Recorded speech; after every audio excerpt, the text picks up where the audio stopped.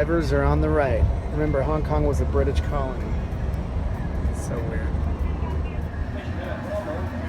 Hong Kong Harbor.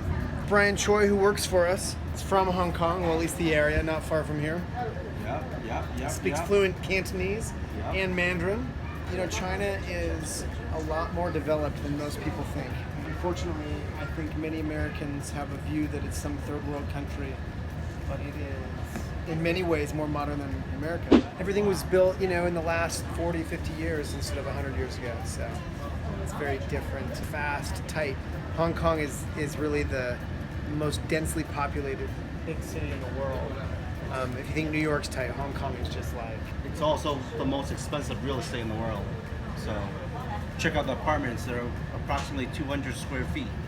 That's the normal size apartment that people live in. 200 square feet. Usually family 200 square feet. Serious business. Hong Kong is a crowded place.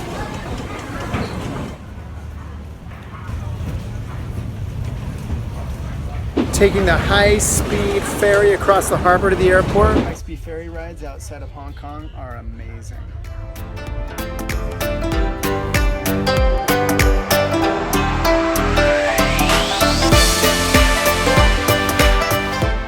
This particular ferry takes me straight to the Hong Kong airport. It's pretty cool. It's one of the coolest things about Asia, man. Everything's just so modern and moves so fast, and there's just all these different modes of transportation that just cruise. These high-speed ferries move fast. They go up on hydrofoils. So they have these skis that go down in the water, and with enough speed, they rise up on the skis, so they're basically flying over the water. So even when the water's a little bit rough, you don't even feel it. These things move at like, I don't know, maybe 40 miles an hour, 50 miles an hour.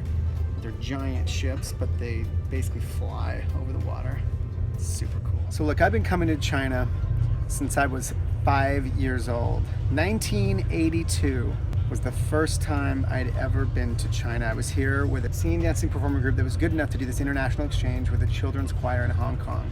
Got to come to Hong Kong in 1982. You have to understand that China only opened its doors to foreigners in 1978. So 1982, to be able to come into Hong Kong and then go across the border even into Shenzhen, the city just on the interior of China, kind of the first one that opened its doors to the West. It was, even though I was very young and I remember very little, I still have the impressions from that first trip.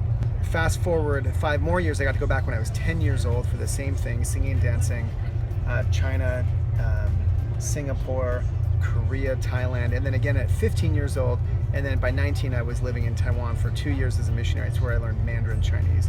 By the time I was 22, I was living in China in the year 2000 as a management training consultant for a Fortune 500 company, speaking Mandarin, teaching courses all over China. And somewhere along the way in 1999, I spent 6 weeks backpacking all the way through China on slow trains. And so I have seen as much of China and Asia as I have the United States. And I've been all over the whole map. I have a good idea of what this country is, what the culture is. You know, the 2 years serving as a missionary is different than being an exchange student or something, because we are out there on the streets talking to people all day long. So George, and then in homes every night, and this is in people's, personal homes, having dinner with them, teaching them about our gospel, sharing religion, hearing them talk about their religion, their personal lives, their families, and it has been just a huge part of my life. And so when we get the opportunity to manufacture our things in China, not everything, we actually manufacture a lot in the United States. All of our LOVESACs are made in the United States, all of our custom covers. We do a huge business manufacturing in the United States, but we also do a pretty massive business manufactured over here. And I love it because, you know what, these are people just like Americans that need jobs, that need work. They could otherwise be back in their hometowns, barely surviving. They get to come to the big cities. Many of them are, migrants, and they get to hold jobs in factories, send money back home, and it makes a huge difference in their lives. And so, being as I'm so close to the country and to the culture and the people, I've never viewed it as outsourcing. I've just viewed it as business. And these are people who are fantastic workers. The labor force in China is amazing. The skill and ability that goes into making every single LOVESAC cover, because actually to make Sactionals fit the way they do, they have to be really perfect, right? They have to be sewn to perfection. Our standards are very high, and we find that we get better stuff made in China than we even can in America.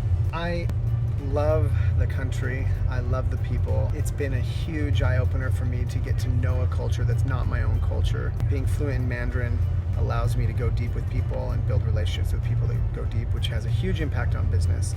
And it's something that I've learned from the Chinese culture over many, many years now of doing business here, is that business is not just about the cheapest price. I'm sure that I could spend, all the time in the world bouncing around to different factories, saving $1 here and $1 there. But not only is that a ton of work, but it also isn't worth it, because in the end, when something goes wrong and you need their support, or you need them to guarantee something or take something back or fix a problem or who knows what, it's the relationship. It's because they love you and care for you and your family and you're close to them that they're willing to, stand behind the product like that. And that's different than just a transactional relationship. Build your relationships deep. Loyalty is important, and it's not loyalty no matter what. I mean, they still have to have the quality, they still have to have the right price, and we push very hard on both.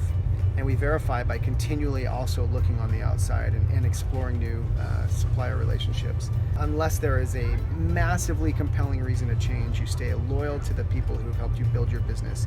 You stay loyal to the suppliers who've seen you through thick and thin. And you stay loyal, of course, to the employees that have gotten you from nothing to where you are. And that's been one of my biggest life lessons. It's come over many, many years of working with the Chinese culture that very much believes in loyalty, very much believes in relationship. Anyway, that's the vlog. Share it with a friend. Get the word out. Help me grow this thing. It's a lot of work doing this. What really makes it worth it, or seeing the thumbs up, please share it out. Please help me grow my subscribers. Hopefully we can spread the word. And the whole purpose behind this vlog, get off the couch. One day I had a funny idea to make a big beanbag. Got off the couch that moment right there, drove down to the fabric store, bought the fabric, and couldn't have imagined what it would turn into. And now here I am, getting to travel the world, continue to grow this company that I love, provide jobs for so many people all over the world, and it's a blessing. And that's the purpose of this vlog, is to share that ethos. Take action. Take action today. Go do something now. And believe it or not, the inspiration may just follow. Love you guys. Get off the couch, go do something huge.